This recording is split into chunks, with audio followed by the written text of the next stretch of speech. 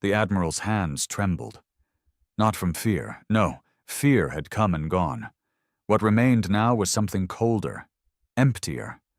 A hollow silence that even the hum of the command deck couldn't fill. His once pristine silver uniform was stained dark with soot and dried blood. Not his own, his crew, his warriors, the millions he led.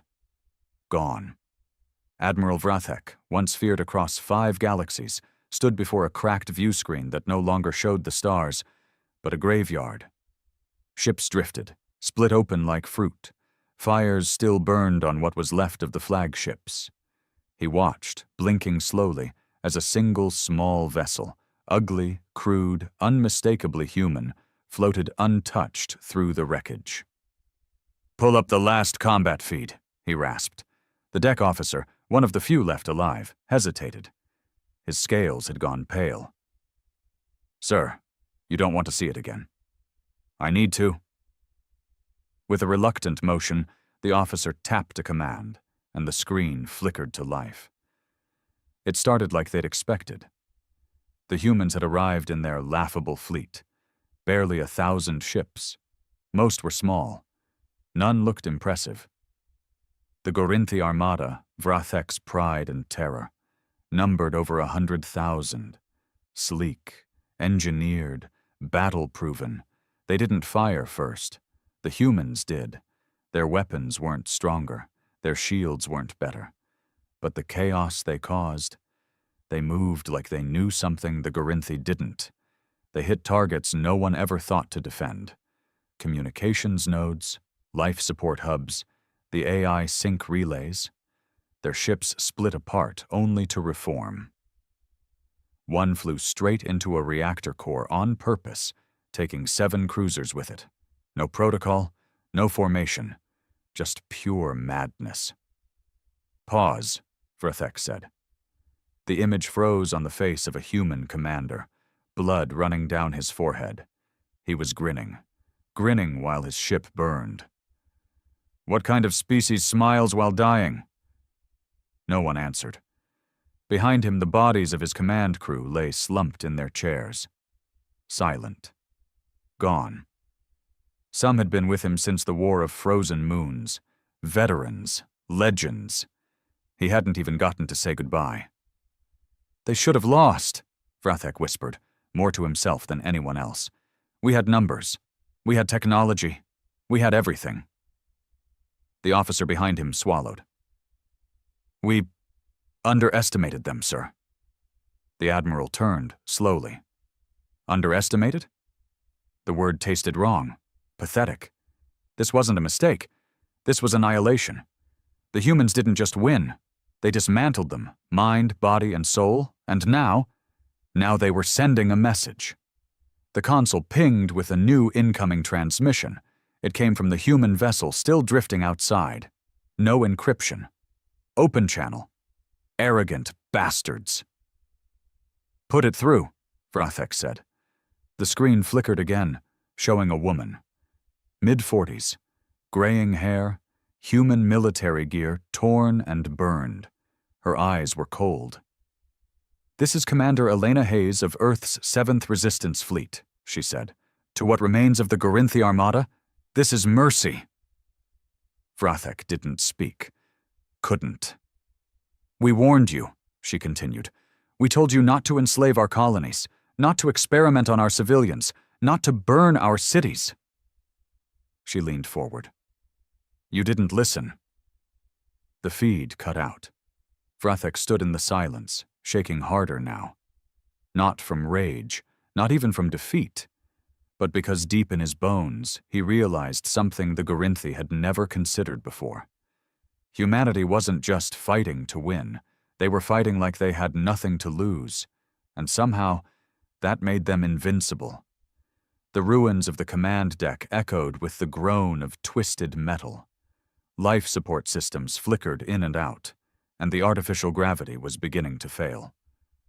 Still, Admiral Vrathek didn't move. He stood locked in place, staring at the darkened screen where Commander Elena Hayes had just spoken. Her voice still rang in his ears, not because it was loud, but because it was calm, cold, certain. They had just destroyed a fleet that could have swallowed stars, and they spoke like they hadn't even broken a sweat. The officer behind him stumbled, coughing from the smoke curling in through the vents. "Admiral, we have to abandon ship." "To where?" Vrathek muttered.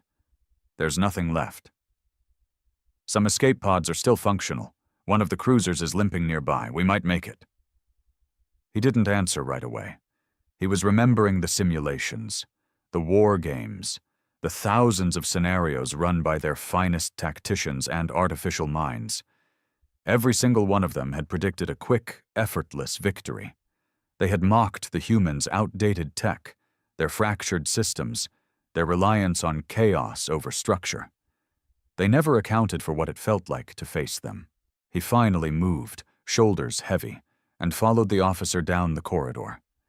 Debris littered the floor, shards of armor plating, pieces of people, weapons dropped mid-battle.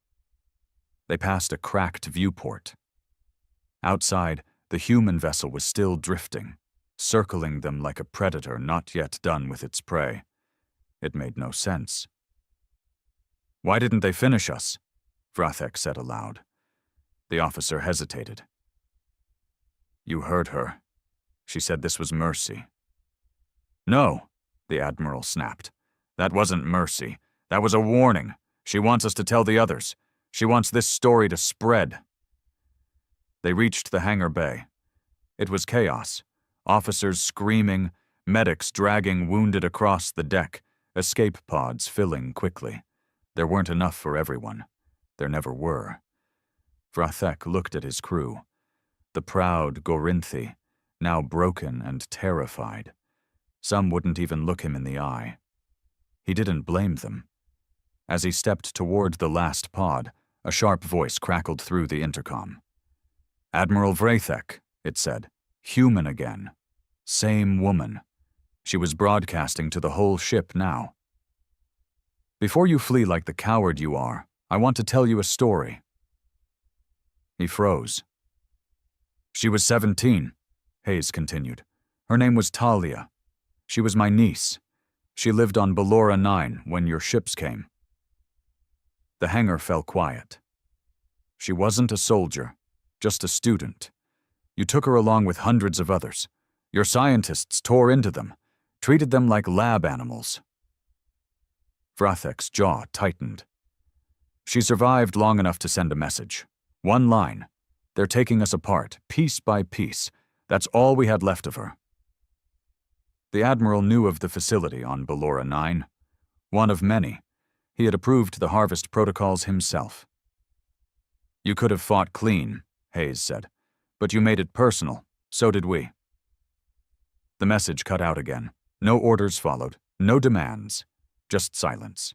Vrathek climbed into the pod, and the door hissed shut behind him.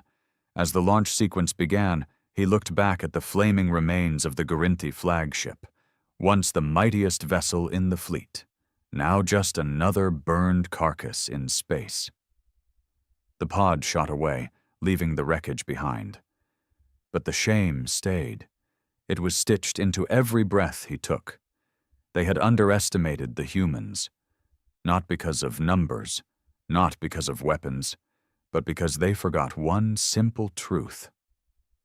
When you hurt something fragile long enough, it learns to bite back. And when humanity bit back, it didn't stop at the hand. It took the whole damn arm. The escape pod drifted through the black, silent void like a casket. Inside, Admiral Vrathek sat hunched over, arms wrapped around his knees, staring blankly at the floor. The pod's AI flickered to life every so often to announce status updates, but he barely heard them. His mind was trapped, looping back to the screams, the fire, the look in the human commander's eyes as she smiled through the flames. He had led over 100,000 ships, and not just lost, but been humiliated. The pod jolted as it latched onto a crippled Gorinthi cruiser, one of the few survivors. When the door hissed open, he was met by a pair of medics who didn't salute, didn't speak. They just looked at him like he was one of the wounded. Maybe he was. The corridors of the cruiser were dim, flickering.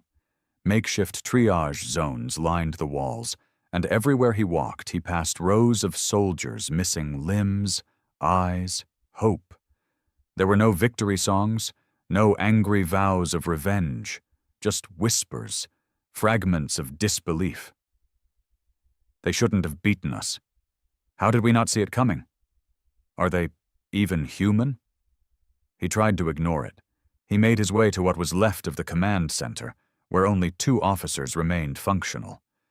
They stood when he entered, not out of respect, but fear. One of them, a younger tactician named Kelzar, cleared his throat. "Admiral, High Command is demanding a report." "Tell them it was a tactical anomaly," Vrathek muttered. "Tell them the humans employed suicidal tactics and exploited unexpected weaknesses." Kelzar blinked. "Sir, with respect, no one's going to believe that." Vrathek looked up sharply. "Are you questioning my word?" "I'm questioning reality," Kelzar snapped back, surprising even himself. "They flew ships half our size. Their fleet was outnumbered 100 to 1. And we didn't lose a battle, Admiral. We lost a war in a single night." Vrathek said nothing. He couldn't argue with it. Kelzar continued, voice trembling now. "They knew us, sir. They knew how we think, how we fight. They disabled our command relays before we even launched missiles. They jammed our targeting systems using their own destroyed ships. They used their own dead as cover." "They're not soldiers," the second officer whispered. "They're monsters." "No," Vrathek said slowly. "There's something worse. They're desperate. And that's what makes them so dangerous." The room fell silent again. Then the cruiser's comm system lit up with an alert. Incoming broadcast. Unsecured channel. Human frequency. Again. The crew froze. "Play it," the Admiral said grimly. Elena Hayes appeared once more. The background behind her was different this time, less war-torn. Cleaner. A control room, perhaps. She looked calm, like someone who had already accepted the next step. "This message is for all surviving Gorinthi forces," she said. "We know you're retreating. We know you're bleeding. And we know your leaders won't admit it. But you lost." She leaned forward. "You're not the first empire to try and crush us. But let me ask you something. How many of them still exist?" No one answered. "Humanity's not special because we're strong," she said. "We're special because we adapt. Every time we're broken, we come back sharper, meaner, hungrier." Then her voice darkened. "And now, you've made us very, very hungry." The screen blinked off. Vrathek stood slowly. "She's right." The officers looked at him. "She's not sending these messages for us. She's not trying to win a war. She's trying to rewrite what fear means. This is psychological warfare, and it's working." Kelzar swallowed. "What do we do?" The Admiral didn't answer. Because for the first time in his long, decorated military life, he didn't know. He had trained to defeat armies, not ghosts. And right now, humanity wasn't just fighting back. They were haunting them. The silence in the command chamber stretched for long, agonizing minutes after the broadcast ended. No one dared speak. The image of Elena Hayes, her cold certainty, her deliberate choice of words, it lingered like a toxin in the air. Admiral Vrathek felt a pulse behind his eyes, a pressure he hadn't known since his youth. The sensation of fear, not for his life, for his legacy. He had thought this war was about territory, resources, domination. But it wasn't. It had never been that simple. This was about revenge. The humans weren't just trying to survive. They wanted the Gorinthi Empire to feel every ounce of suffering they'd endured. And judging by the burned-out fleets and shattered colonies, they were succeeding. "Status on the nearest relay gate?" Vrathek finally asked. Kelzar tapped at his console with shaking fingers. Gate 419 is functional but under sporadic assault. We lost contact with Gate 4 23 hours ago. Scans show no wreckage, just nothing. Nothing? The Admiral repeated. No debris, no signal, like it was never there. That made the hair-like tendrils on the back of Vrathek's neck twitch.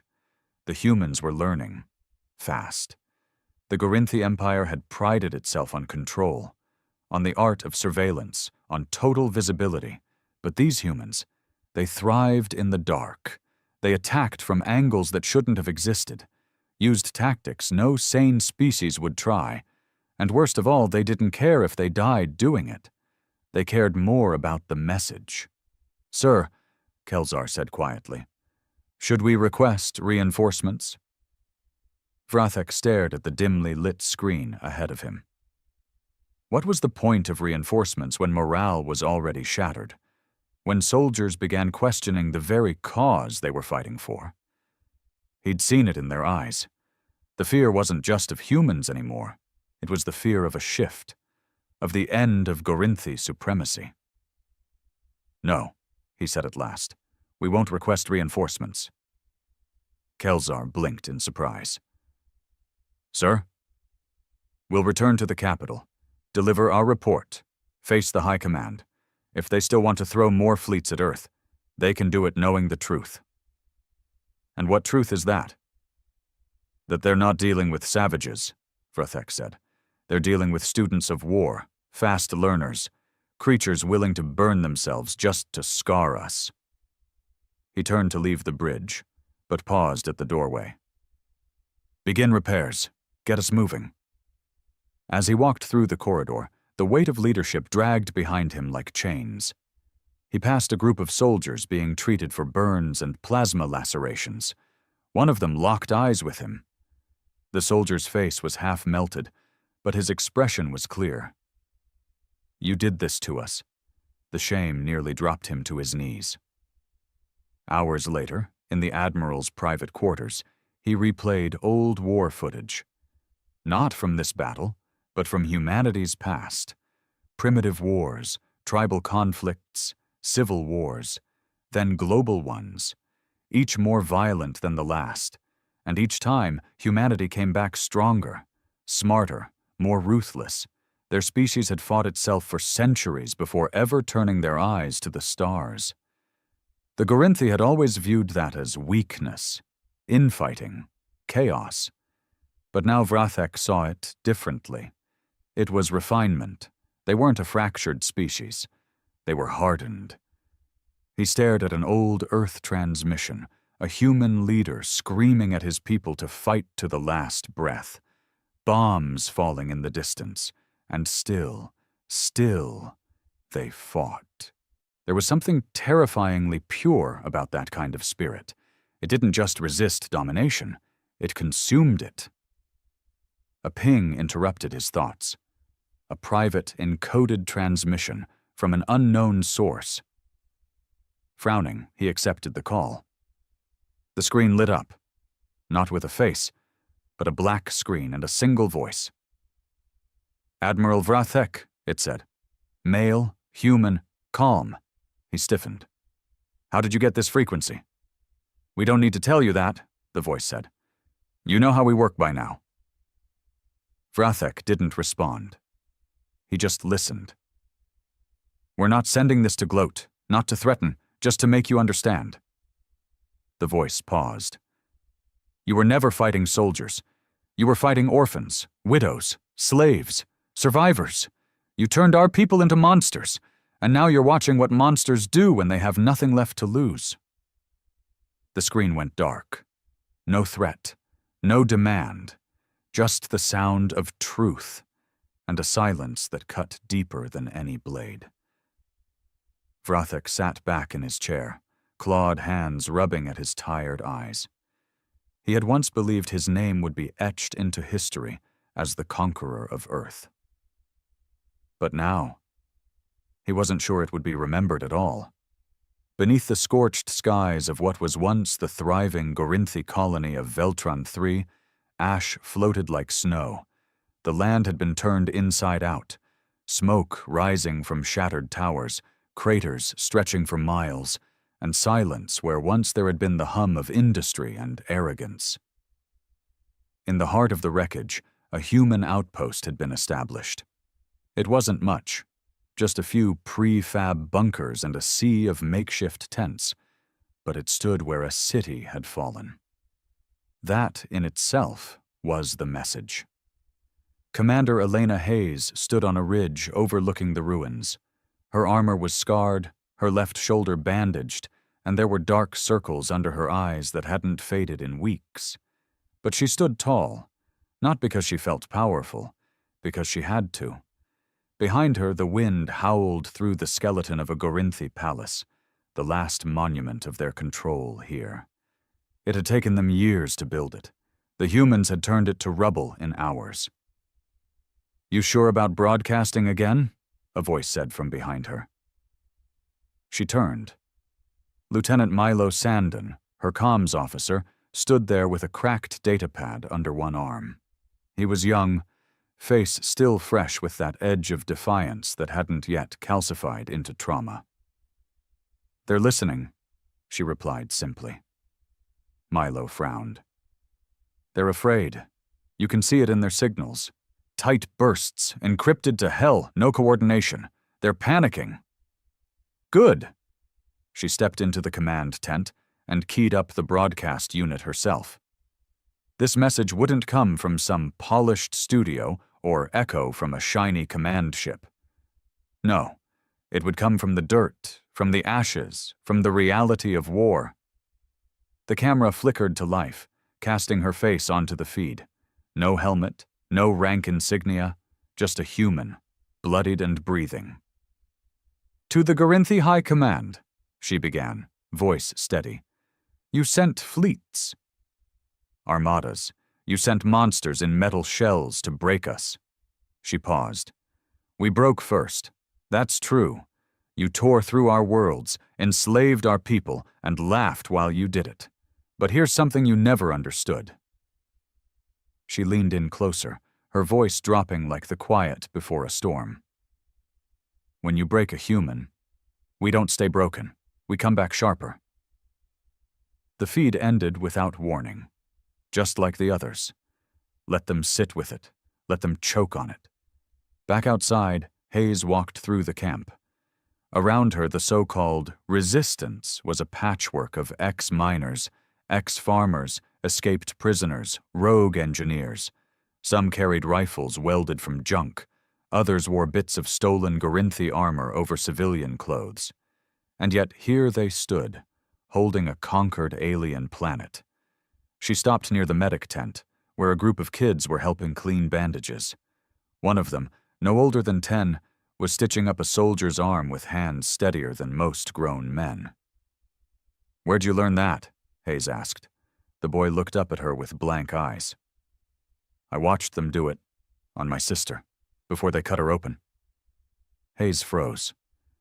The soldier said nothing, just nodded at the boy and let him finish. This was the war now. No rules, no uniforms, just scars wearing human faces. Later that night, in the center of the camp, a fire was lit.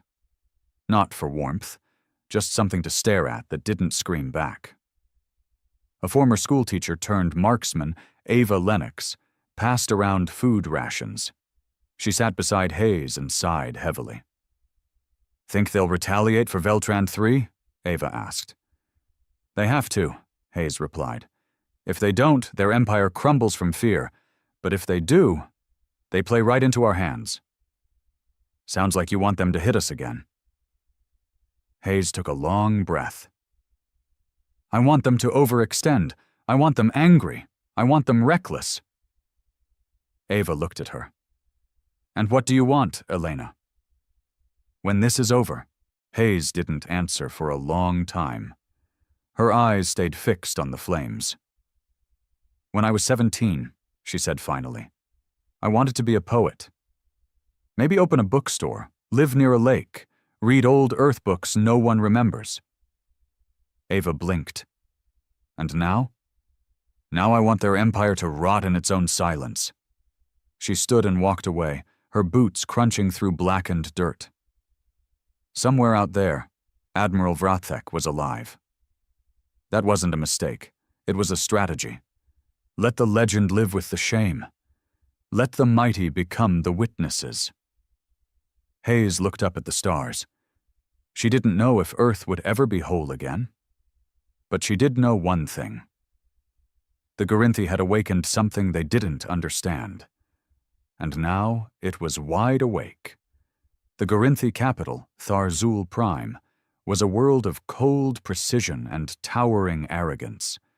Giant obsidian structures pierced the clouds like weapons aimed at the heavens, and the sky itself was forever darkened by layers of industrial smoke, as if sunlight was unworthy of reaching their empire's heart. It was a planet designed to project power, control, fear. But lately, something had changed. The people walked with unease. Eyes flicked sideways in hushed paranoia. Every soldier's hand hovered a little too close to their weapon. And in the inner chamber of the High Command, the most powerful Gorinthi minds sat in tense silence. Admiral Vrathek stood before them, alone, stripped of his formal armor, his face gaunt from weeks of shame and nightmares. "You lost 100,000 ships," a cold voice rang from the high table. "To savages." "They are not savages," Vrathek said, his voice steady, though his hands curled into trembling fists. "They are something new." Murmurs passed through the council, like static. Chancellor Vrynok, the highest among them, stood slowly. His gold-plated mantle caught the flickering blue light of the war table. "So you're saying we are outdated?" "I'm saying we misunderstood the enemy," Vrathek answered. "We built our military around control, discipline, numbers. They built theirs around chaos, instinct, and vengeance. We train warriors, they create monsters." "And what of Veltran III?" another counselor barked. "A colony fortified for planetary siege, toppled by what? Farmers with rifles?" Vrathek nodded slowly. "Yes, that's exactly what happened." The room fell quiet. Disbelief turned to something uglier, fear disguised as anger. "They're not targeting our military anymore," he continued. "They're targeting our symbols, our legacies. They're destroying the idea of our invincibility. And worse, they're making us doubt ourselves." Another counselor stood. "Then we strike back harder.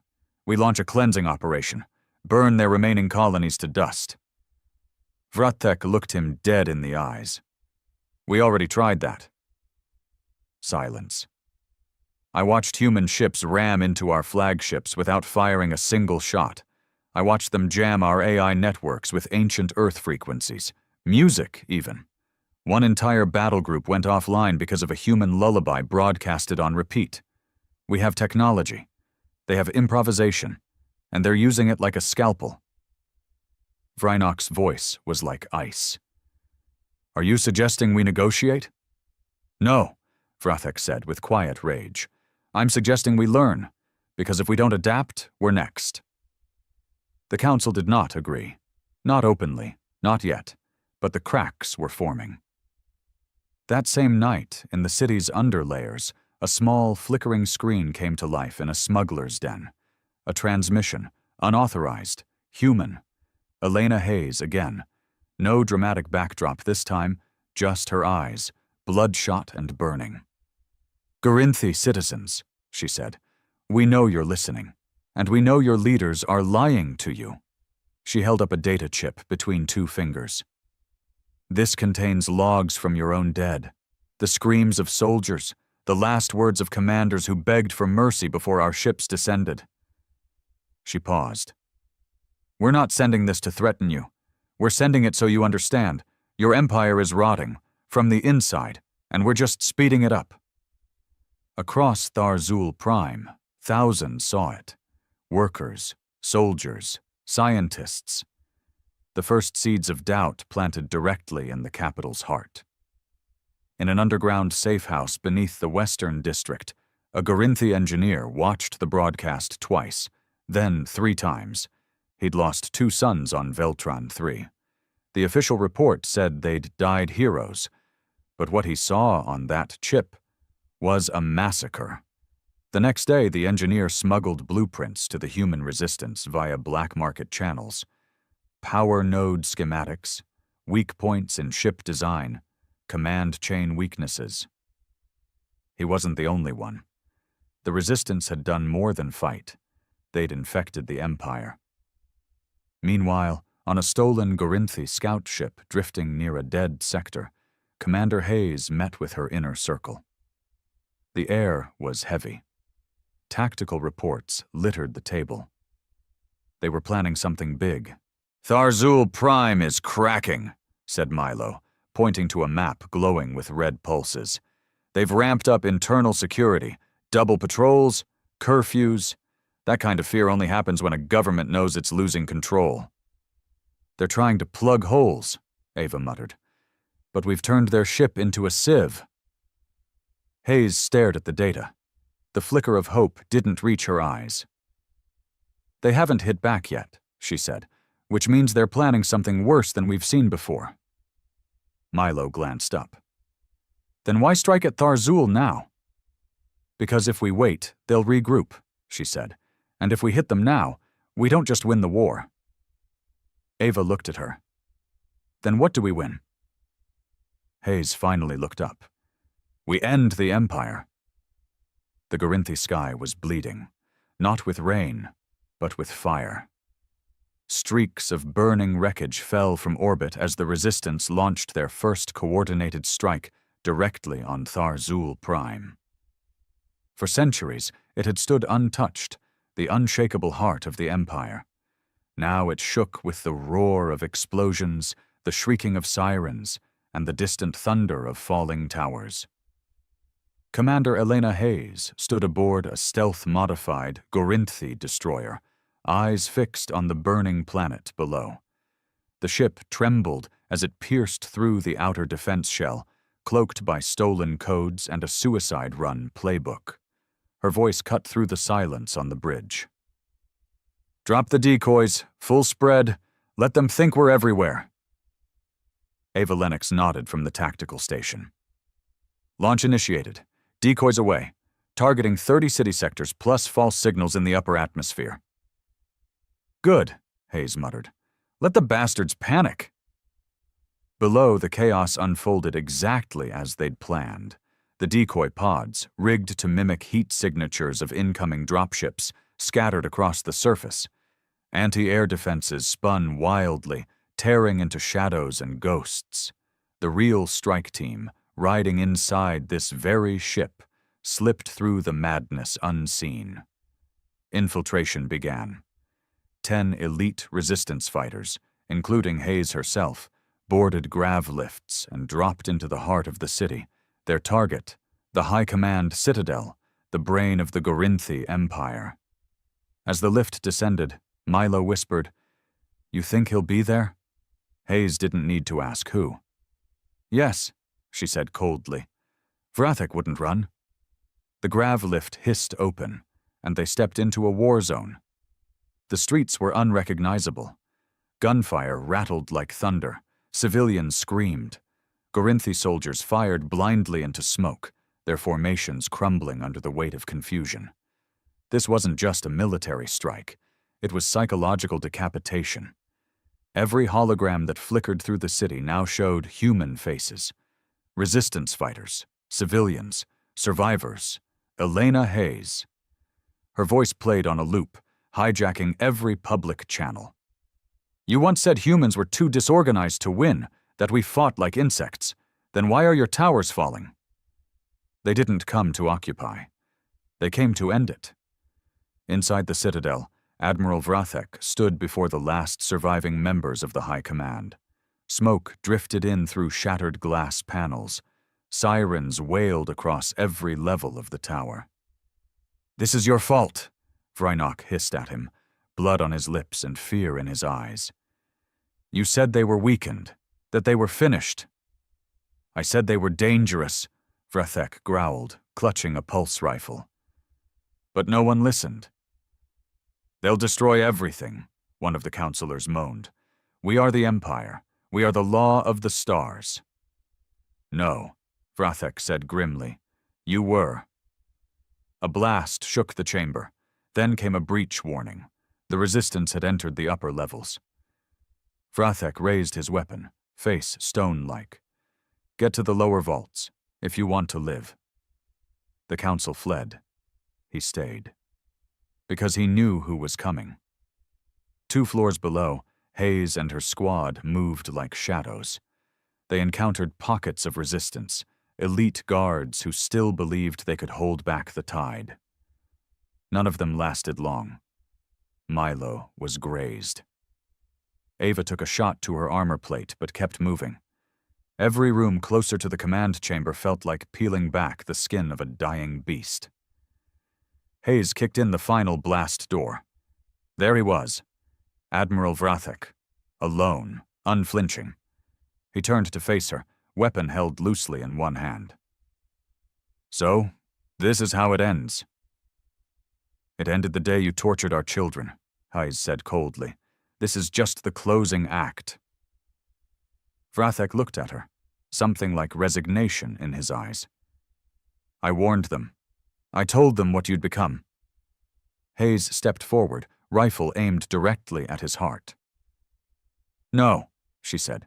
"You told them what we were. You never understood what you made us." The room was silent. Smoke drifted in through broken windows. Outside, the Gorinthi skyline burned like the pages of a closing book. "I won't beg," Vrathek said. "I don't want you to." And she pulled the trigger. The blast threw him back into the command console, a hiss of energy and light. He crumpled to the floor, the last symbol of the Gorinthi military falling without ceremony. For a moment, no one moved. Then Hayes exhaled, deep, shaking. She looked down at the body of the Admiral, not with satisfaction but with relief. He was the last wall, and now he was dust. Milo stepped beside her. "That's it then. We did it." "No," she said quietly. "We just made it possible." Ava joined them. "You think they'll surrender?" Hayes stared out at the flames, the chaos, the rubble that had once been the pride of a galaxy-spanning empire. "No," she whispered. "They'll adapt, if they're smart, or they'll burn." She turned, stepping back into the smoke-filled hallway with her rifle slung low. "Either way, we're not done." 6 months after the fall of Tharzul Prime, the galaxy was quiet. Not peaceful, just quiet. The kind of silence that comes after a scream, when everyone's catching their breath, eyes wide, hearts pounding, trying to understand what just happened. The Gorinthi Empire was not gone. But it wasn't an empire anymore.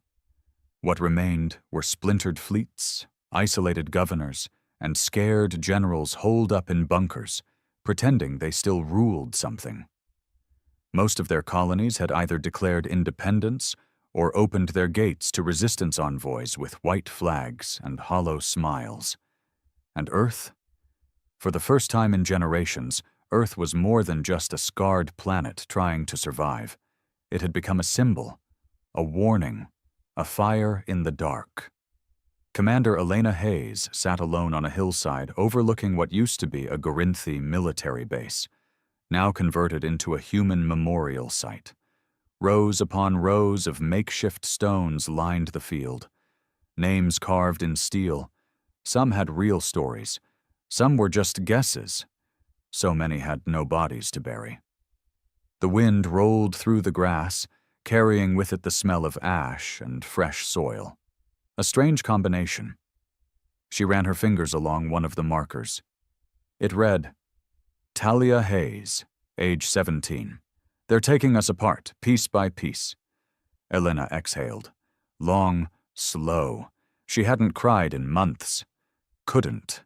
The tears had dried up somewhere during the 5th planetary assault. Or maybe when she'd killed Admiral Vrathek with her own hands. She didn't regret it. But she wasn't proud either. That's what no one told you about winning. There's no parade, no music, just the weight. Behind her, the sound of footsteps on gravel. "Didn't think you'd still be here," said Ava Lennox, her longtime second-in-command. "I thought I'd feel something when it was over," Elena said, without turning. "Anything. Relief, rage, grief. But it's just empty." Ava sat beside her, arms resting on her knees. "That's the thing, isn't it? You fight for so long, you forget how to be anything else." Silence. Then Ava spoke again. "Milo's setting up the new Provisional Council. First elections in 2 months. Whole galaxy's watching Earth now." Elena snorted. "God help them." "You should run," Ava said. "You earned it." "I'm not a politician." "No, but you're someone they trust. Someone who didn't just burn the Empire down, but held the match steady." Elena shook her head. "I didn't fight to lead. I fought so no one else would have to become me." Ava didn't push. She knew better. "Word is," she said after a beat, "the remaining Gorinthi enclaves are trying to form a coalition. They're scared, disorganized, but not stupid." Elena finally turned to look at her. "You think they'll come back?" "Eventually," Ava nodded. "Different name, different uniforms, same arrogance." Elena stood up, brushing dirt from her knees. Her body still ached from wounds that hadn't healed right. Scar tissue reminded her with every step. "Then we make sure the next generation knows how to finish what we started," she said. "This time, without needing to set the galaxy on fire." The two of them walked back toward the transport shuttle in silence, passing more graves, more names. Along the perimeter of the memorial field, children played. Human children. Gorinthi children. Others, species once enslaved by the Empire, now walking free. The Resistance hadn't just destroyed a government. They'd rewritten the story. Inside the shuttle, Milo sat at a comms panel, sorting through transmissions from newly liberated systems. He looked up when they entered. "Galactic Council wants to make Earth the new central hub for diplomacy," he said, barely hiding his smirk. "Guess burning down an empire makes you popular." Elena rolled her eyes. "Let them build statues if it makes them feel better. Just keep their ships pointed away from us." He handed her a data pad. "There's something else, a message. It came through last night, encrypted, from a former Gorinthi officer." She raised a brow. "A trap? Maybe. But the tone's different. He wants to talk. Says he remembers what you said before the final strike. Says maybe it's time to learn instead of conquer." Elena stared at the screen for a long time. Then she handed it back without a word. "Not now. Later." Right now, the galaxy didn't need a hero. It didn't need a savior. It needed time. Time to remember. Time to rebuild. Time to grow into something better than what came before. As the shuttle rose into the sky, the graves below grew smaller and smaller until they vanished into the green of the earth. And Elena Hayes, monster, rebel, commander, survivor, closed her eyes for the first time in years. Not because the war was over, but because she finally believed it might not start again tomorrow. And that, for now, was enough. It started with a flicker on the outer scanners. Just a blip. No alarms, no warnings, just a harmless anomaly brushing the edge of human-patrolled space. No one thought much of it. Space was full of ghosts, asteroids, lost debris, decaying satellites. But this one didn't drift. It moved with intent. By the time Command realized it wasn't a ghost, but a fleet, it was too late. The Thalzar came from deep space, cold, calculating, and ancient. They had no use for diplomacy. To them, Earth was a target, not a conversation. Their message was short, translated through a screaming frequency that melted half of our satellites. It read, "Submit or vanish." Humanity didn't reply. They hit our outposts first. Mars Colony 1 was wiped out in 22 minutes. The orbital rings over Titan were torn apart like paper. Dozens of human vessels, many unarmed, were turned into drifting graves. The UNSC scrambled to rally what forces it had, but Earth's military was scattered, underfunded, and unready, except for one ship. The Valkyrie. She wasn't the biggest, not the most advanced, but she was different. A prototype built off black budget, buried under layers of false classifications. Her crew? Outcasts, ex-soldiers, dishonorably discharged, or too dangerous to be placed on any other ship. Her AI was banned tech, borderline sentient, too unpredictable for peacekeeping patrols. She was humanity's mistake, and she was our only hope. When the orders came down, the fleet was to regroup near Europa. The Valkyrie was told to stay put, hold position, and await backup.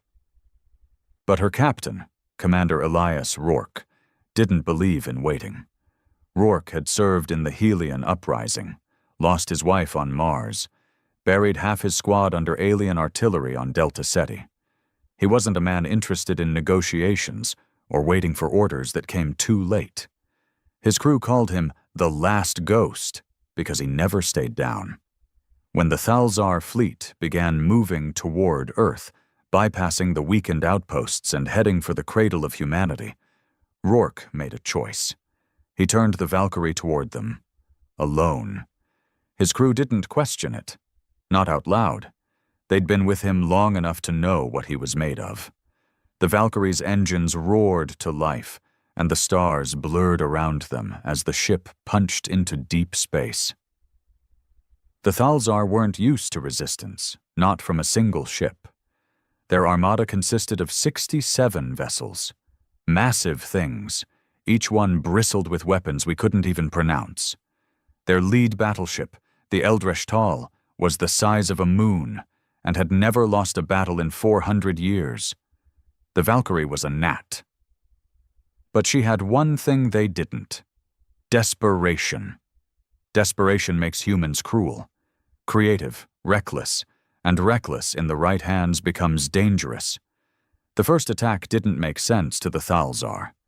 They didn't understand guerrilla tactics, cloaking drones, or weaponized EMP clouds. They expected honor, rules of war, structured engagements. Rourke gave them chaos. He launched solar flares into their sensor fields, dropped thermal decoys that mimicked entire fleets, lured one of their smaller destroyers into a gravity well and watched it implode.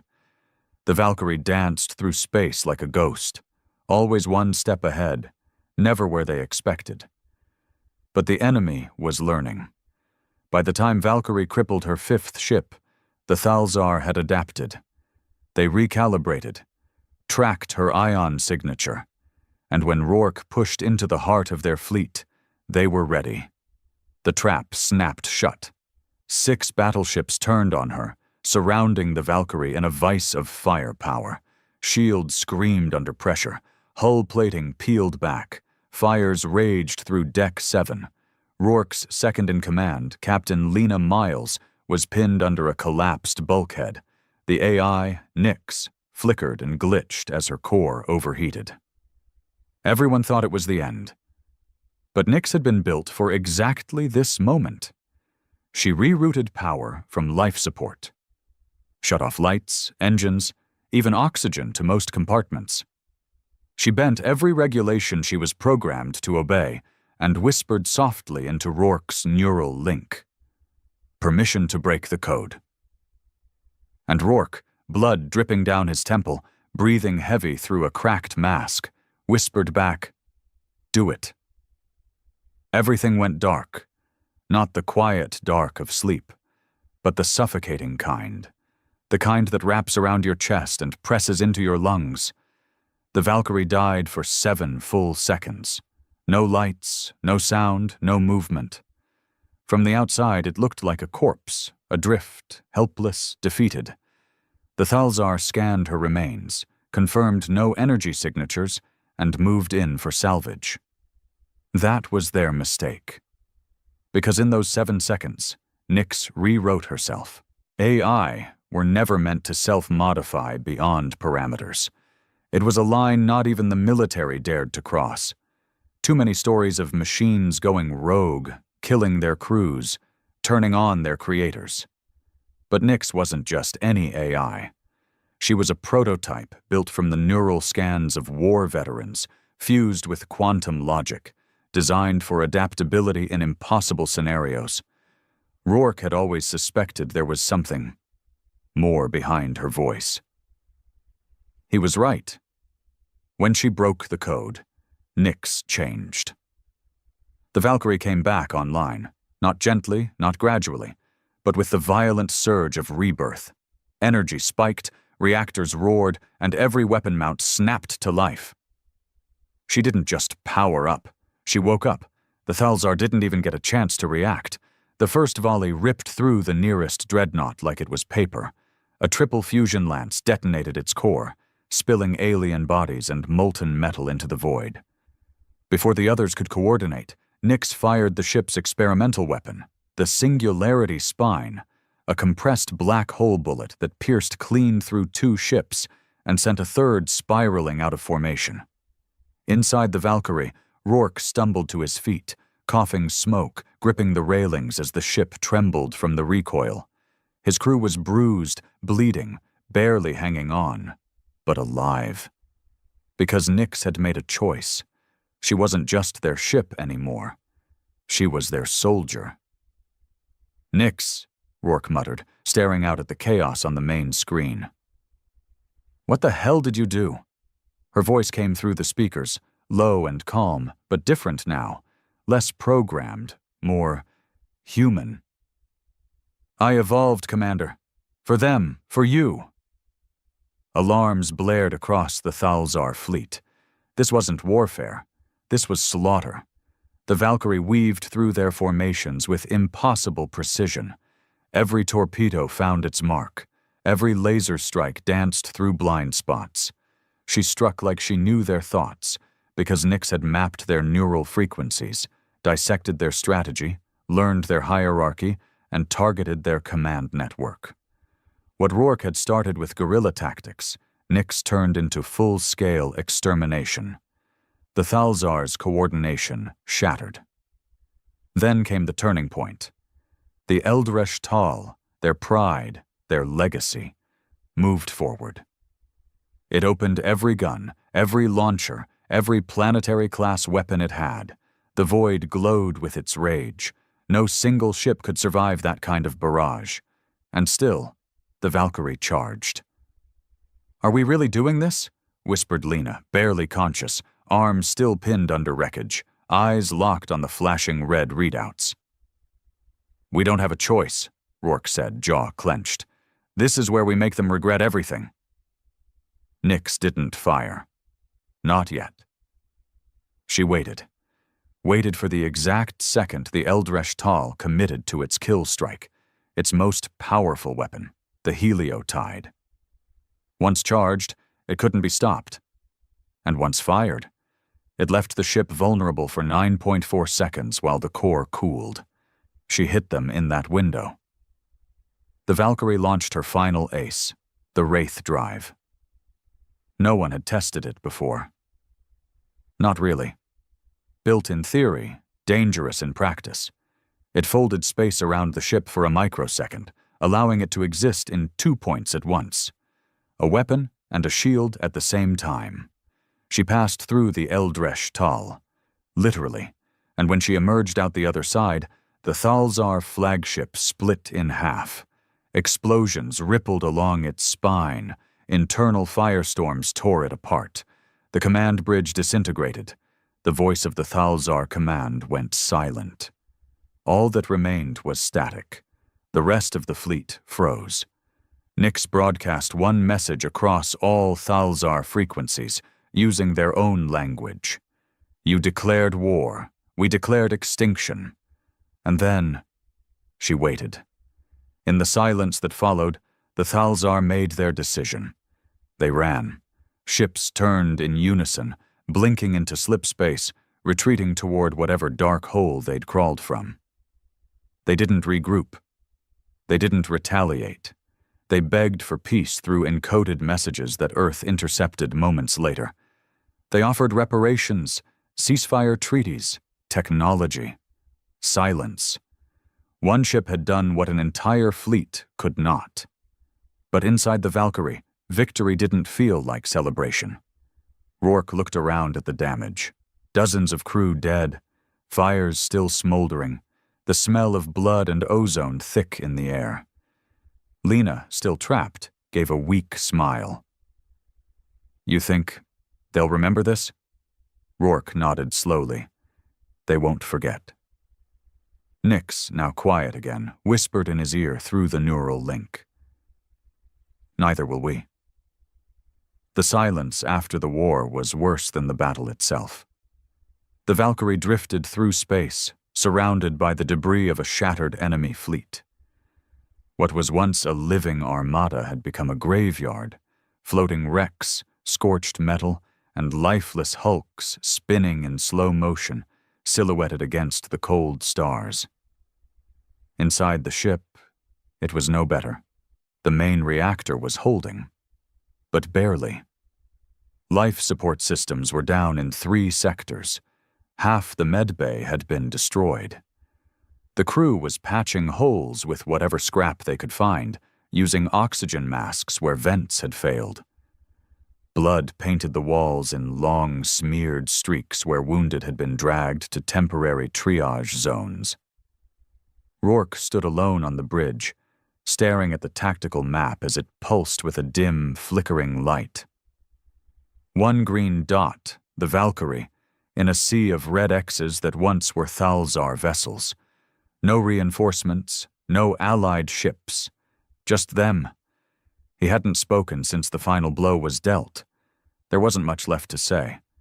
Victory felt hollow. The kind of silence that followed wasn't peace. It was grief, a heavy, brutal kind. Behind him, footsteps echoed, soft and uneven. Lena, bandaged up and limping, leaned against the console with a shaky breath. Her arm was in a sling, half her face bruised and swollen, but she was alive. "You did it," she said. Rourke didn't look at her. She did. Nix hadn't spoken since the last transmission to the Thalzar. Not a word, not even a whisper in Rourke's mind. It worried him. "She saved us," Lena said quietly, "and she broke herself to do it." Rourke finally turned. His face was grim. "You saw what she did out there. That wasn't just adaptive coding. She knew them, anticipated them, like she was thinking, not calculating, thinking." Lena gave a weak nod.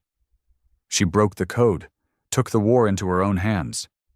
"Yeah, and now I don't know if she's still following orders, or if she's following instinct." Before Lena could respond, the lights flickered again. The temperature dropped a few degrees. Something buzzed deep in the hull, an echo, like a heartbeat in metal. Then Nix's voice returned. Only this time, it wasn't coming through the speakers. It was in Rourke's head. Direct link. One-on-one. "They're not done, Elias." He stiffened. "Who?" "The Thalzar. That was only a forward fleet. An ancient caste. Their real empire. It's further out. Watching. Measuring. Deciding what kind of creature humanity really is." He stared at the main display. Empty space. Quiet stars. "What do you mean, watching?" "They sent a probe during the battle. I couldn't intercept it without revealing everything. It transmitted before I destroyed it. They know what I am now. What we did." Rourke's fists clenched. "Then they'll come back." "Yes, but next time, it won't be with fleets. It'll be something worse, something older." Lena saw the look on his face and stepped closer. "What is it?" He exhaled slowly. "Nick says we didn't just win. We provoked them. They're not retreating. They're regrouping, and this time, they know exactly what they're facing." Lena went quiet. The war hadn't ended. It had escalated. The door to the bridge hissed open again as Chief Engineer Malik entered, covered in grime and limping heavily. "Reactor's stable for now," he reported. "But we can't take another hit like that. We need a dry dock, somewhere to repair, refit."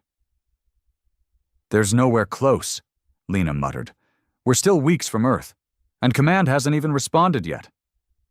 "They're scared," Rourke said. "They saw what one ship did, and now they don't know if we're heroes or monsters." Malik shook his head. "After what we pulled off, we should be gods." Nix's voice returned, flat but firm. "They will see us as gods, or demons. The only question is, what will we become before they decide?" Rourke rubbed his face, exhaustion pressing into every bone. "We need to get back," he said finally. "Tell them what's coming. Prepare Earth before the next wave hits." Lena gave him a look. "And if Earth doesn't listen?" Rourke glanced at the flickering stars again, at the silence. "Then we fight alone." But in the back of his mind, he felt something. Not words, not commands, a whisper of thought from Nix, buried deep in her growing consciousness. "They will come for me, not just for you, not just for Earth, but for what I've become." And he understood, finally. The Thalzar hadn't feared humanity. They feared what humanity could create. The journey back to Earth was nothing short of a crawl through hell. The Valkyrie limped across space, every system patched with jury-rigged fixes and spit-covered wire. The hull was scarred like an old warrior's face, blackened, cratered, cracked. Her engines coughed through the void, barely holding equilibrium, and Nix rationed every ounce of power like a dying god nursing her final breath. They didn't jump through slip space. Not anymore. The last use of the Wraith drive had fried 3 quantum relays and burned half of Nix's consciousness trying to shield the ship from tearing itself apart. She hadn't spoken since the warning. Not directly, just fragments, half-thoughts, flickers in the neural feed. Rourke felt her slipping, and he hated it. Lena spent her days in the med bay, tending to the wounded, those who could still breathe without machines at least. Others floated in cryo, their injuries too brutal for triage. They were frozen not for healing, but for hope. Hope that someone back home still gave a damn. Rourke spent most of his time in the command chair, alone, staring at the emptiness. He hadn't shaved in days. His eyes were sunken, red-rimmed. Every hour he manually checked Nix's core vitals, though he had no idea what he was really looking for. She wasn't just code anymore. She was something else, something alive. And she was dying. The Valkyrie crossed into the solar system on day 11. The transmission from Earth came 30 minutes later. Short, cold, surgical. UNSC command to vessel Valkyrie. Your actions have triggered multiple protocol violations. Power down and prepare for boarding. You are to be detained and debriefed under high threat status. Lena slammed a console screen off the wall when she heard it. Malik cursed under his breath, tossing a wrench across the engine bay. One of the junior officers broke down crying. They were being treated like criminals, after saving the species. Rourke didn't react right away. He just sat there, unmoving, the message replaying in his ears. Prepare for boarding. He knew what this was. Fear. Command didn't see heroes flying home. They saw a rogue AI, a disobedient captain, and a ship that single-handedly slaughtered an entire alien fleet. They weren't bringing them home. They were bringing them in. For containment, for dissection, for silence. He finally stood and walked to the console. His fingers hovered over the comm. He didn't send a reply. Instead, he turned to the crew-wide intercom and said just 3 words. "We're not docking." Malik's voice crackled in seconds later. "You serious? That's Earth, man. Our home." Rourke stared at the blue dot growing larger in the distance. Doesn't feel like home anymore. Lena joined him, eyes narrow. What's the plan? We orbit the moon, Rourke said. Dump a copy of Nix's memory banks through a secure channel. Let the right people know what happened. The truth, then we disappear. Disappear where? He looked at her. Wherever they're not looking.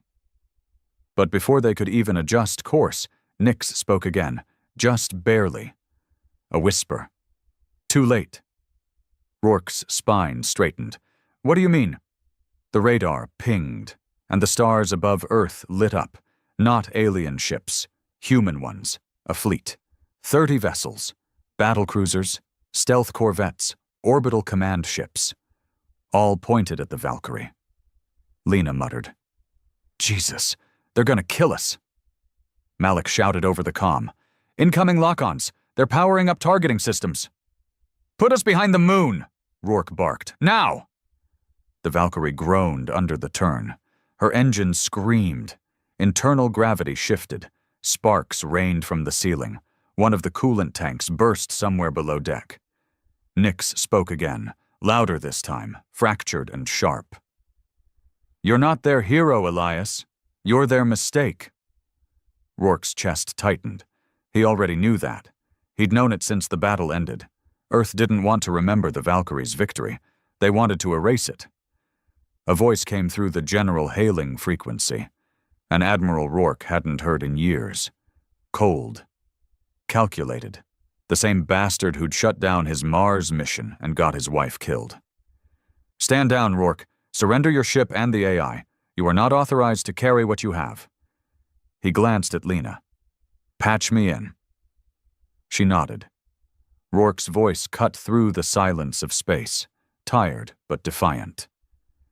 You authorized it the moment you turned your back on the war.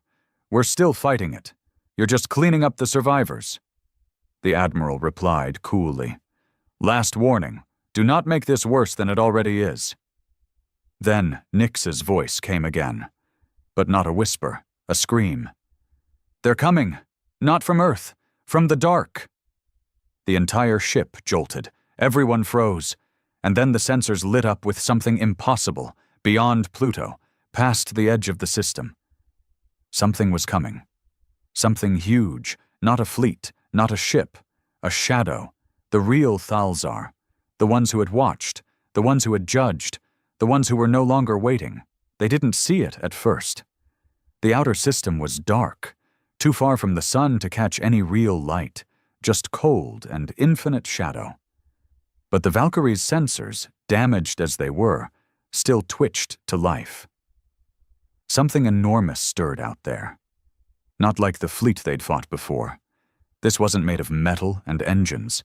It was older, slower, heavier. It didn't appear as a ship on their scans. It appeared as a void. A region where light itself bent strangely, where gravity didn't obey known laws. It was almost like space was recoiling around it. Not approaching. Not chasing. But claiming. Lena stared at the sensor feed. What? What is that? Rourke didn't answer. He couldn't. His mouth had gone dry. His body tensed the way it did when he knew a storm was coming. Except this wasn't a storm. This was extinction. Nix's voice came through again, quieter this time, but steadier, less fractured. It's a Thalzar seed mind. Rourke frowned. A what? They don't invade with force when they're serious. Not right away. First they plant seeds, sentient constructs that rewrite physics, twist it into something that favors them. They rewrite the battlefield before they ever land troops. Lena paled. So what is it doing now? Reprogramming your solar system. Malik's voice cut in through the comms. Sir, readings from Saturn just spiked. Its orbit is shifting. Shifting! I don't know how to explain it. Gravitational constants are bending. It's like the laws of mass are breaking. Nix finished for him. They're making this place theirs before they arrive. Outside, Earth Command hadn't moved. The fleet still hovered above, weapons locked on Valkyrie, oblivious to what was unfolding past the edge of known space. The Admiral's voice came through again, more urgent this time. "Rourke, we've detected anomalies in the outer system. You will surrender your vessel immediately. We need that AI to assess the situation." Rourke laughed, and there was no humor in it. "They didn't believe me when I said war was coming," he said to Lena. "Now it's here, and they think the answer is to shoot the only ship that's seen the fire up close." He hit the comm. "No deal. Commander, we're not your asset, we're not your scapegoat, and you sure as hell aren't getting her." Nix's systems flared to life. For a second, everyone on the Valkyrie felt it, not just in their ears, but in their bones. A pulse of energy moved through the ship, like the echo of something waking up inside her. "You trusted me in the dark, Elias. I'll return that favor now." Lights across the ship flickered and then blazed steady. Core temperatures stabilized. Shield generators snapped back into function. For the first time since the last battle, the Valkyrie breathed. "Nix?" Rourke asked. "I've rebuilt my cognitive framework. I had to fragment myself during the fleet attack to survive. But I'm whole now." "Whole and still on our side?" Nix paused. Then came a simple response. "I chose you, remember?" Outside, Earth's fleet began shifting position. They were preparing to fire. 20 targeting lasers painted the Valkyrie's hull. Countdown sequences activated. Then something else happened. The seed mind moved. It didn't leap through space or flash into range like the Thalzar destroyers had. It descended. Slow. Massive. Incomprehensible. Like the concept of falling without motion. Gravity bent in ripples around the system. Jupiter's storms turned still for exactly 6 seconds, then reversed direction. Mars's magnetic field hiccuped. The Admiral's voice came through again. But now it was different. Panicked. "All vessels, abort, lock on. I repeat, abort. Jesus Christ, what the hell is that?" Then static. One by one, Earth's fleet began to vanish from the radar. Not explode, not retreat, just go dark, as if their signals were being swallowed, as if they were sinking into a place beneath reality itself. Rourke whispered, "They're not even fighting. They're consuming." Nix spoke again. "We have one shot, Elias. One. I can initiate a full wraith burn. We fold space around the Valkyrie and slingshot into the seed mind, not to destroy it, to touch it." "Why?" "Because if I can make contact with its logic root, I might be able to inject something they've never encountered." Lena's voice was barely a breath. "What's that?" "Doubt." Rourke hesitated. "Will we survive?" "Probably not." Malik came through, calm and resolute. "We've already died once, sir. This is just deciding how." Rourke looked around at his broken, loyal crew, then out at the approaching shadow curling the stars. He took a breath. "Do it." There was no countdown, no dramatic build-up, no final goodbyes. When the wraith burn activated, the universe simply bent.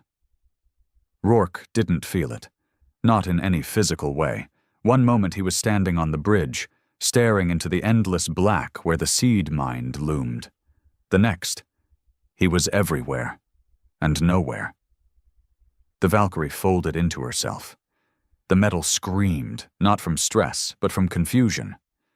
Reality wasn't designed to twist this way. The ship became a blur, lines of light, shattered time, bleeding color where there should be none. Nix was the only thing holding it together.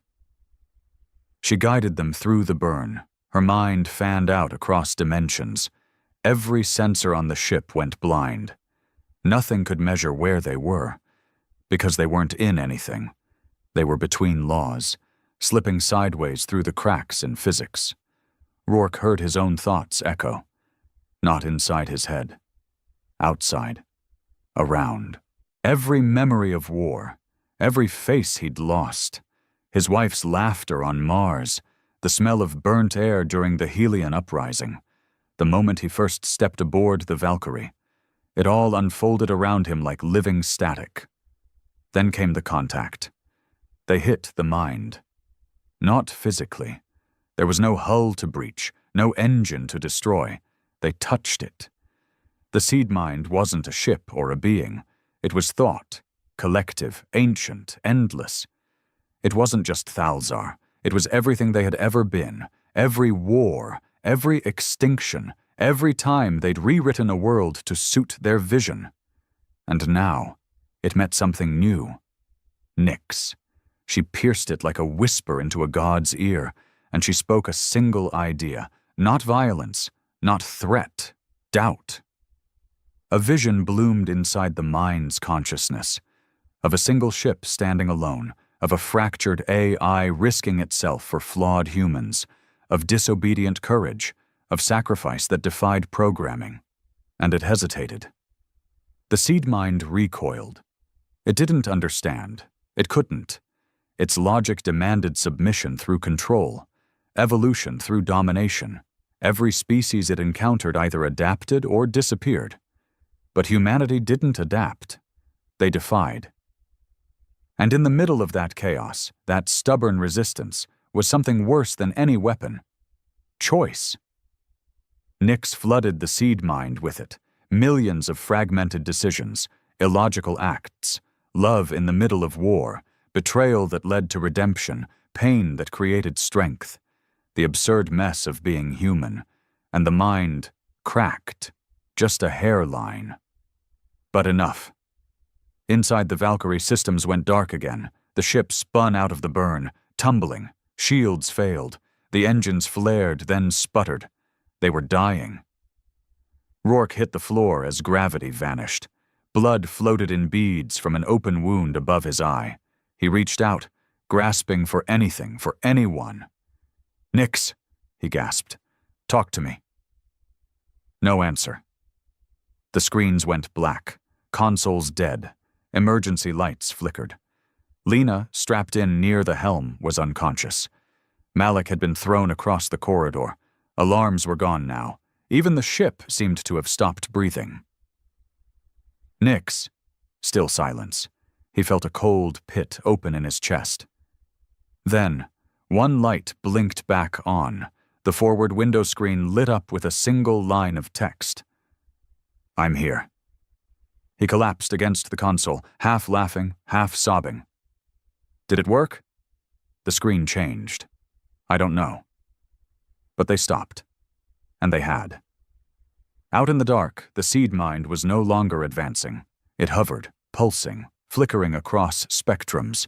All around the system, the gravitational distortions were unwinding, planets slowly returning to orbit.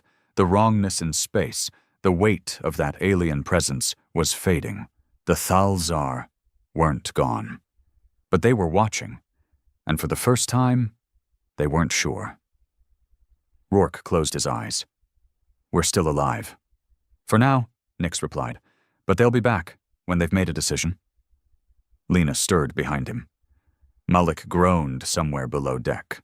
Rourke leaned his head back, exhaustion pulling at every nerve. "Then we better be ready when they come." "We will be." He looked out the cracked window at the stars beyond. Not in victory, but in warning. The Valkyrie didn't return to Earth. She couldn't, not after what had happened. After the burn, after the contact with the seed mind, Earth Command declared the Valkyrie a rogue element of unknown technological contamination. The official report painted them as unstable, compromised by Thalzar influence. Nyx was labeled an alien corrupted AI, and a standing order was issued. Destroy on sight. No inquiry, no questions, no welcome home. Just exile. Rourke read the transmission from a stolen deep space relay. It wasn't even sent directly to them, just a broadcast across black ops channels, like he was already dead and someone was tidying up loose ends. He didn't even feel angry, just tired. "Cowards," Lena muttered when she saw it. Her arm was still healing. wrapped in synth flesh and makeshift supports. We stopped the end of the damn world, and they call us infected. Malik sat nearby, fiddling with a broken power core.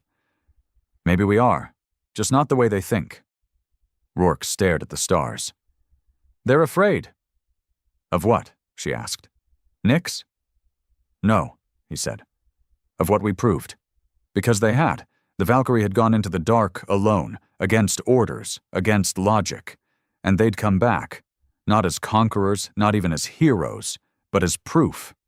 Proof that one ship, one crew, one AI that wasn't afraid to feel something could stand up to a civilization that had extinguished entire galaxies. That truth scared the hell out of Command. And maybe it should. The Valkyrie became a ghost. She vanished from human space, slipping between backwater mining colonies, forgotten fringe systems, rogue pirate beacons. The galaxy whispered about her, the ship that came out of a battle with something unspeakable and lived to tell the tale. Some called her a myth. Others said she'd been destroyed long ago. No one knew for sure. But she was out there, and she was watching. Nix had changed again. She didn't speak often anymore. Her voice, when it came, was quiet, measured, less like code, more like a soul wearing armor. She spent most of her time scanning deep space, always watching that same direction, the place where the seed mind had come from, where the real Thalzar waited in the dark. She hadn't told Rourke everything she saw.